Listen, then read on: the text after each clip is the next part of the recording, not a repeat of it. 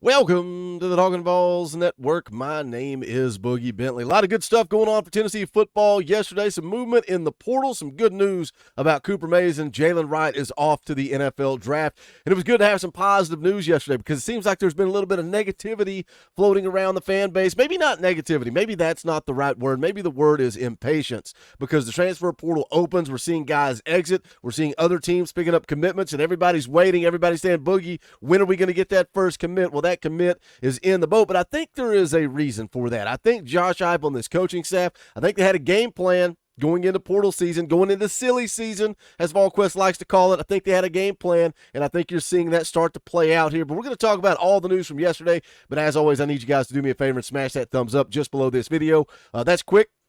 It's free, and it's easy, and it helps the channel. So go ahead and hit that thumbs up. We would appreciate it. Also, if you're new to the Talkin VAWLS Network, welcome.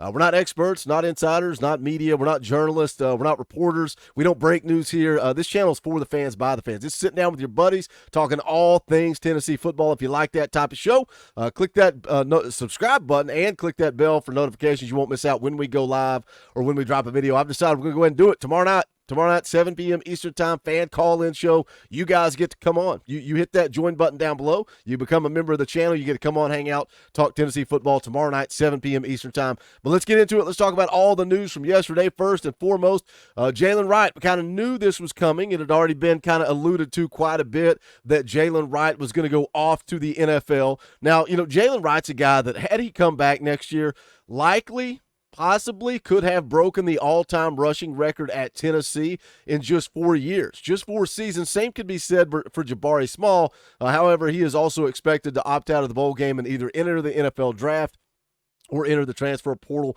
We'll see what happens with Jabari Small, but I never blame a college football player when they have an opportunity to go to that next level, to go off to the NFL and go earn that money. And right, NIL kind of changes that some, and I think you're seeing that with some of these guys on the offensive line, the defensive line. Tennessee is able to get them back for another season with NIL deals. But I think for Jaylen Wright, what more do you have to prove? I mean, you've done it against the elite teams.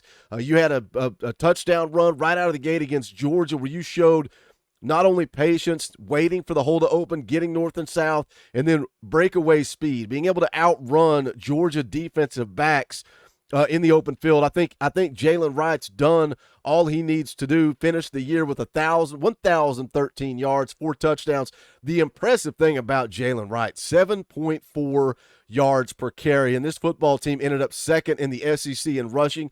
You got to give praise, you got to give kudos to that offensive line, but a big part of that was also Jaylen Wright. One thing I don't like, and this is a hot topic, it's going to piss some people off, but I don't care. It's just how I was raised. This is how I feel. I'm a competitor. I like to compete. I don't like opting out of bowl games. And I know some people, oh, here goes Boogie crying about opt-outs. I'm not crying about anything. I'm just giving my opinion. I don't like opting out. I think that's kind of quitting on your team. Finish what you started, and I get it. Well, what would you do, Boogie? I know all the counter arguments, guys. You can put them in the comments. I already know what's coming. What would you do if you had millions of dollars on the line? Would you put yourself first or the team? Where do you draw the line?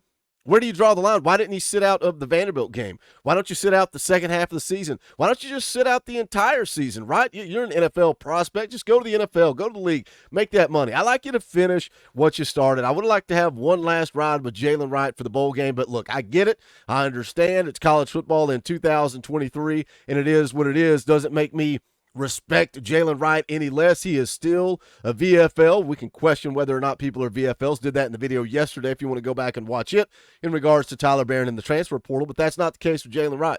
Jaylen Wright's a VFL, gave his all for Tennessee. Glad to see him finish things out in this regular season with a 1,000-yard rushing season. Now he is off to the NFL, and that's a good problem to have, right? Sending guys to the league early after a junior season is a good problem to have. It shows you're developing talent. That's what we want with Nico. If Nico's here for 4 years, he's not who we think he is.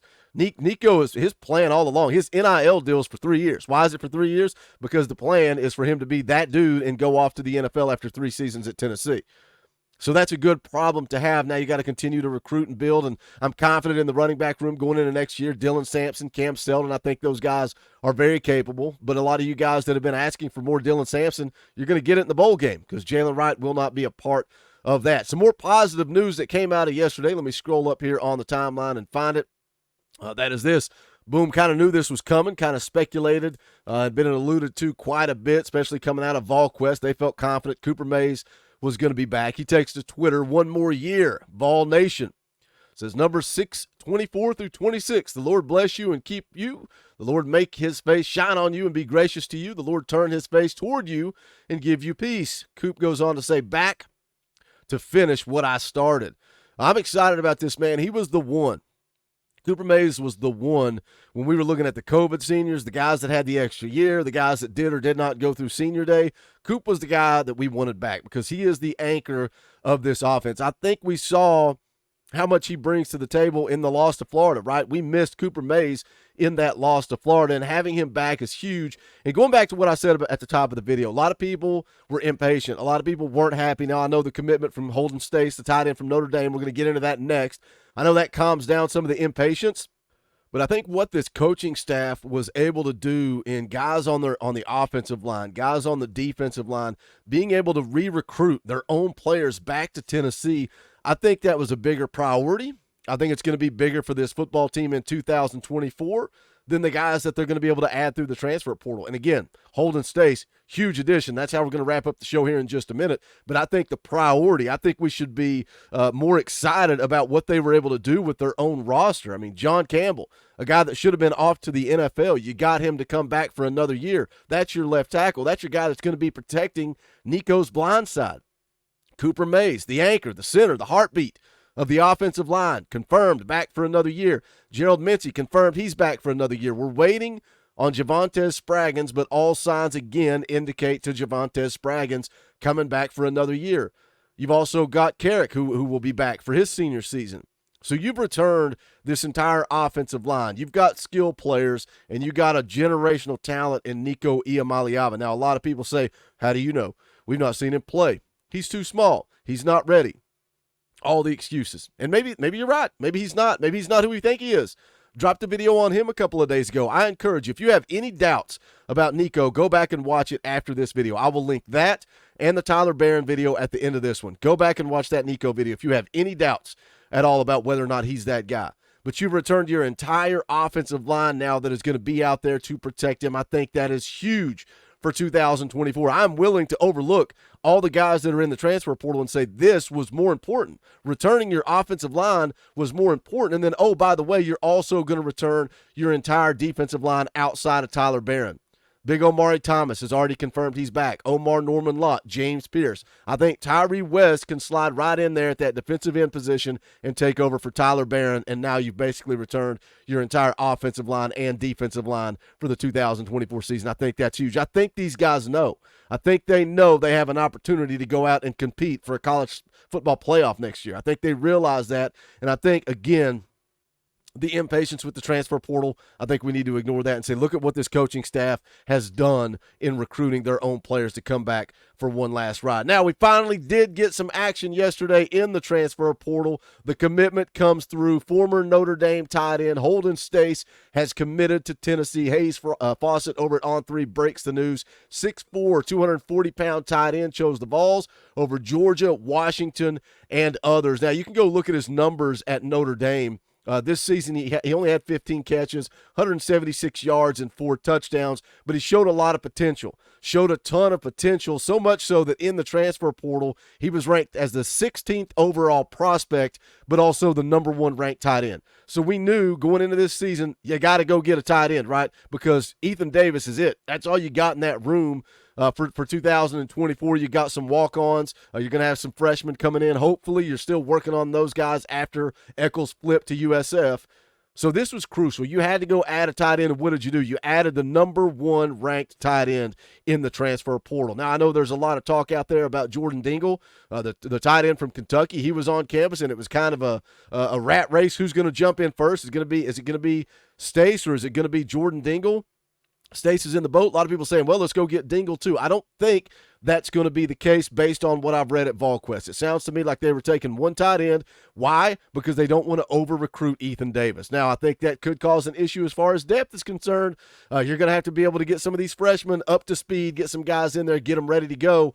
But it sounds like Tennessee was only going to take one tight end in the portal. But this is a big one.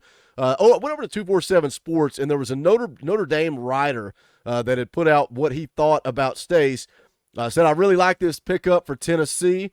Says, I think Holden had a ton left in the tank. I just felt like he was in a spot where he wasn't given an opportunity to really show what he can do and really shine.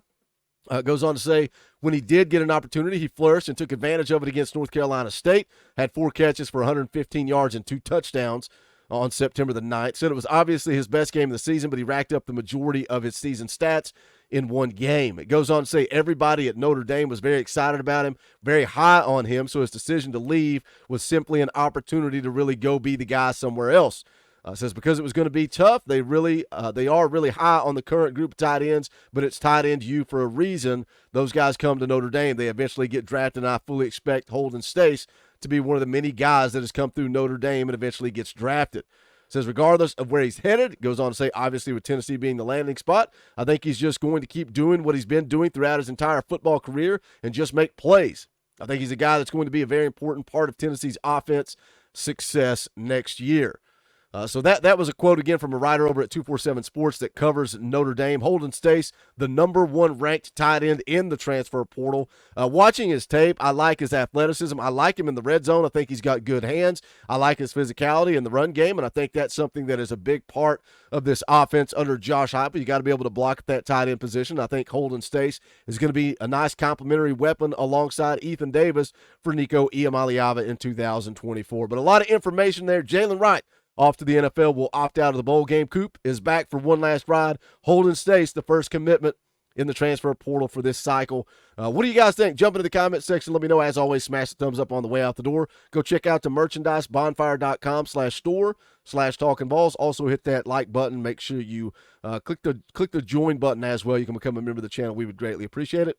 But that is going to do it for this one. This is the Talkin VAWLS Network. My name is Boogie Bentley. Go Big Orange.